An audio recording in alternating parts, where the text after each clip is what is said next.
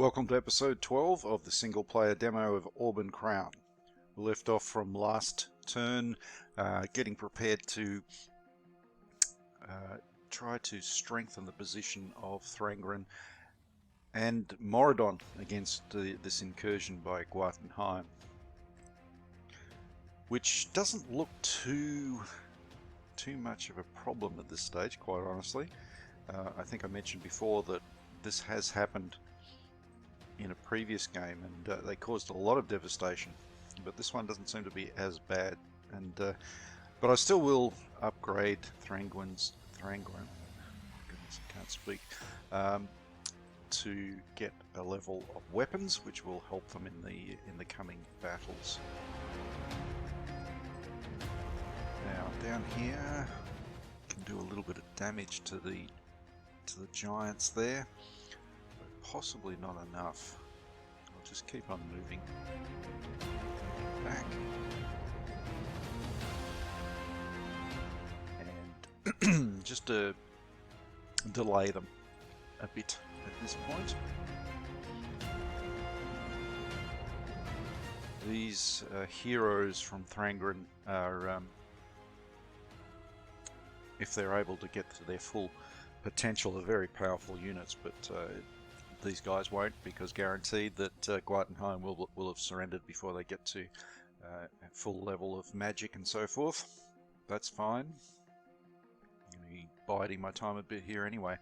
164 gold pieces. Let's see if they can put any diplomacy in. They've got 5 chits. Of course they can. So let's see if we can start moving the Dwarf Kingdom a bit quicker.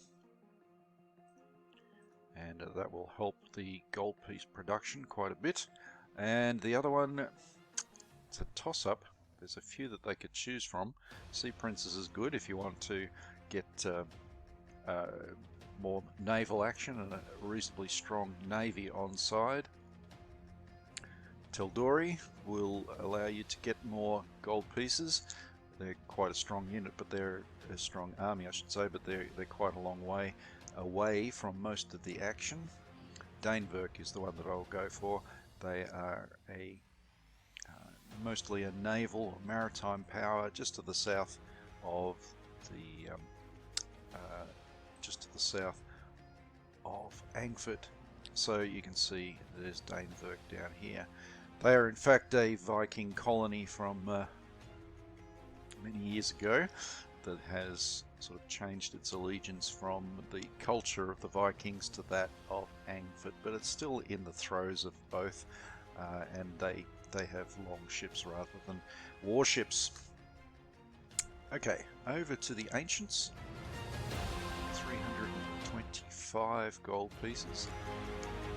How are we going? Imhotep is on 96. They will mobilize, so I need to be ready for that. And I will start putting gold pieces towards these units here.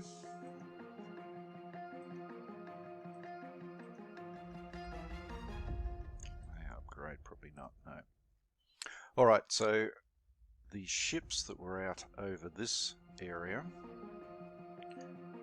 yeah, I'll attack the Sea Hunter, hoping to do some real damage to it before we actually retreat.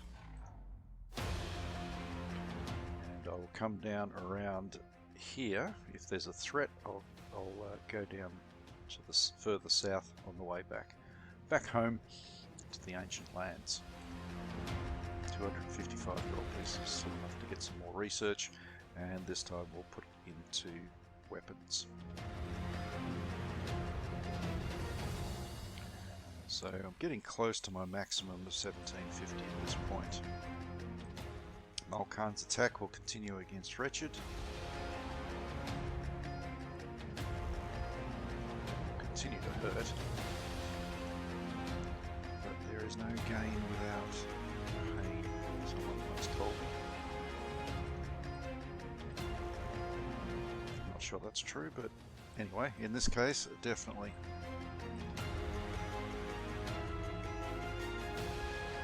So you can see we're doing quite a bit of damage to these guys. Right, so I've taken that out. I can't quite occupy it.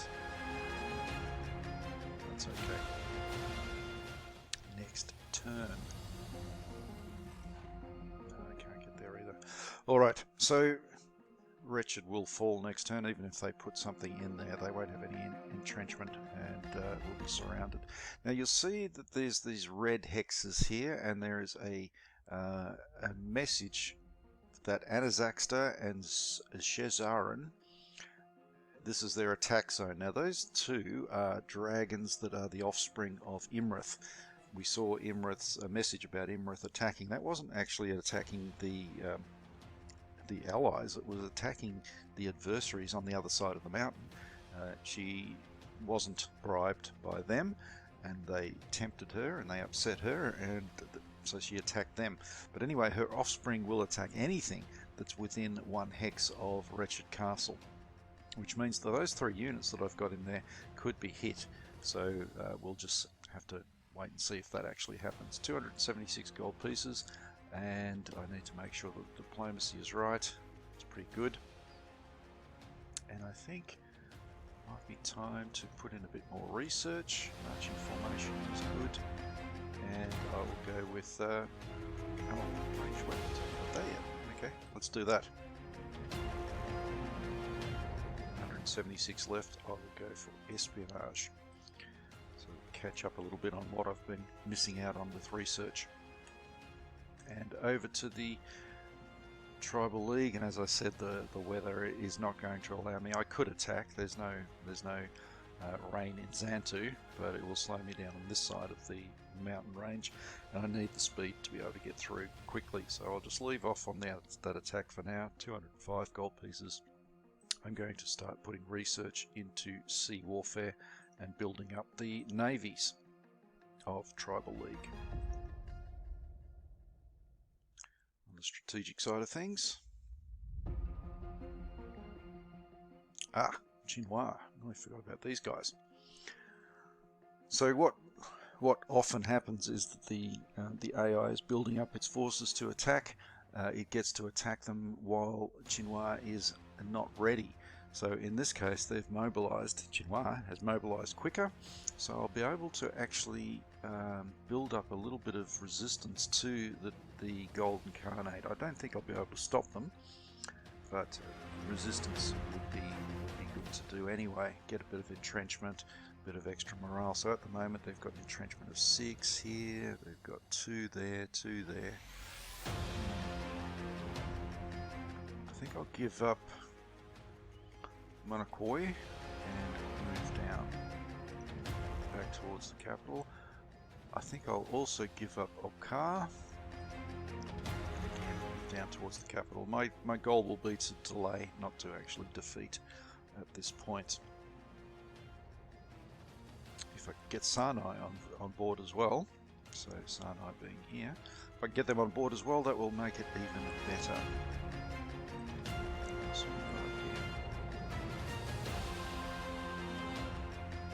done all of these things, so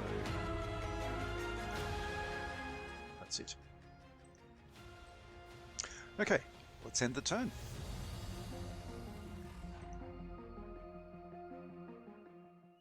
Transmoridonia has become an adversary. Great. Imhotep prepares for war. Okay, we have an anti-war faction in Beegwolf.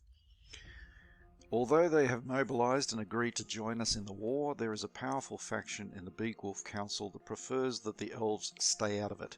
They advocate and lobby for an isolationist policy that would see them hide away in their leafy glades, never to be seen by the outside world. We can negate their influence by controlling logging on the edges of the Beegwolf forest and ensuring hunters do not enter it.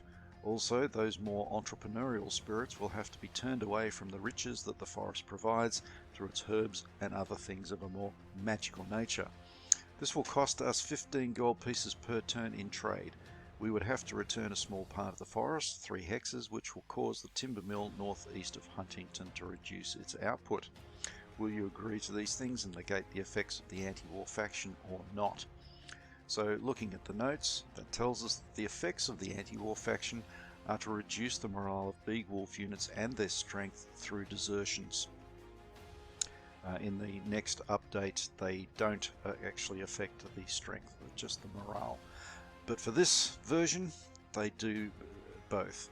There's a 10% chance each turn that all Big Wolf units will suffer a morale loss of 20 to 30%.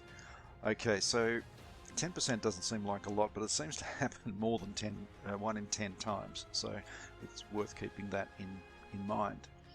To placate the isolationists, the forest hexes, those ones mentioned there, will be given to Big Wolf, and the timber mill at 9160 will reduce production, all of which effectively costs 15 gold pieces per turn, whether Big Wolf is mobilized or not. So if we say yes to this, it will cost 15 gold pieces even if Big Wolf is not mobilized. Okay, so this is the choice that you need to make. I'm going to go to the RNG about that in a sec. I would normally actually say yes to that, but it's one of those decisions that you can go either way, so let's see what we get. They say no, they will not placate. Okay. So that means that the Big Wolf elves will probably suffer attrition due to the effects of these anti-war council groups. It's not such a huge issue, but it can be annoying if in the attack upon Draka you need those strong elf units. In this case, I feel reasonably confident without them, so it's not such a big problem. Imhotep becomes an adversary, knew that was coming, and the Dwarf Kingdom has moved 15% towards the Allies. This is good. Still, our southern trade routes are being affected, and Angnord has developed invasion. Not going to be useful until a bit later on, but it would be very handy for attacking Norddelm. Angford develops land warfare level 1, good. That is the 10% increase to their morale. It's an automatic update, so nothing I need to do. And magic development has moved in the ancients from 18 to 34%. Very good. We've got this gold pieces continuing and not getting the 100 from the extra production means that Angnord has dropped down quite a bit.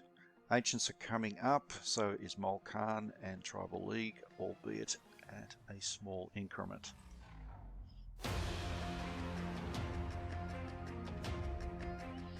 Okay, so Draka is in a bit of trouble now. Gleitenheim has put the small humanoids into the castle, which is probably a mistake. The medium humanoids are much tougher.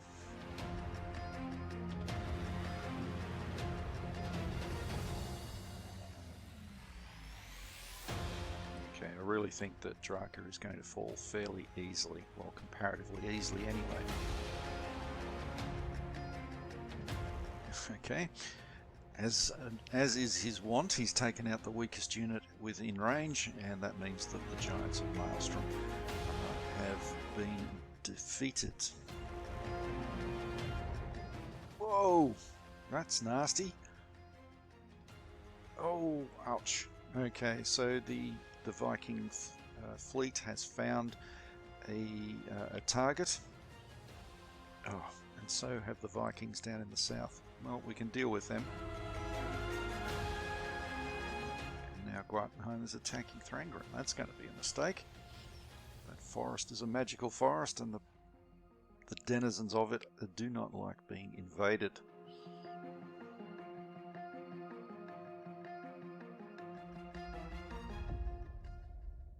Oh, those dwarves. They are wonderful. They need to get some sort of recommendation for what they have done there, and they will. They are dwarves that have come across from the Heimdall Mountains. They come across because of the relationship between Princess Crystallis and Queen Torga, the dwarven queen. So she sends a delegation or contingent of dwarven fighters to support Crystallis. They've never been needed for war, but it's a symbolic act more than anything. But they've actually proven in this case that the symbolism extends beyond just the relationship and into actual military affairs as well.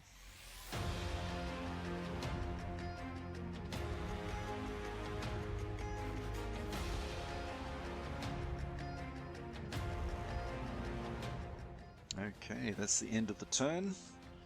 My warship got sunk. I lost some other units.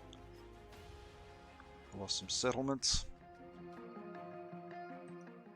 And that's where we're going to leave it for this episode. Thanks for watching. See you next one.